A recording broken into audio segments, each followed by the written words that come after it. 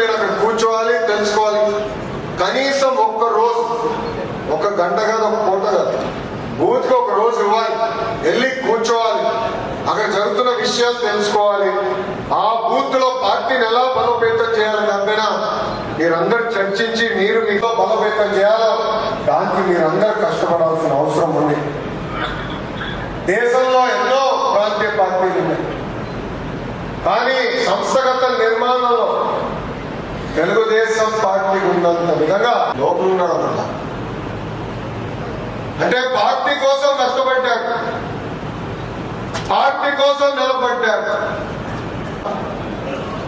ఈ రోజు మీరు ఏదైనా పార్టీకి ఫీడ్బ్యాక్ ఇస్తే చాలా సీరియస్ గా తీసుకుంటున్నారు.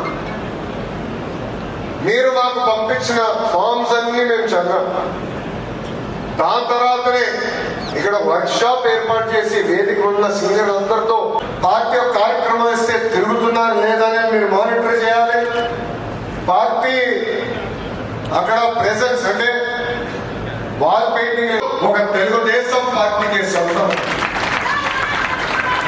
చాలా మంది నన్ను అడిగారు,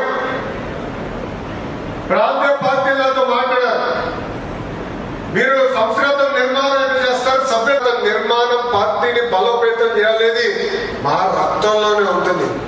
ఆ మార్పు మీ పార్టీలో వస్తేనే మీరు బలోపేతం అవ్వగలుగుతారు, మేము చేసేది మీరు చేయగలుగుతారు. పార్టీకి సొంతమని ఈ సభాముఖం అందరికీ తెలియజేస్తుంది. మనందరం కష్టపడాలి, వాళ్ళని ఆదర్శంగా తీసుకోవాలి.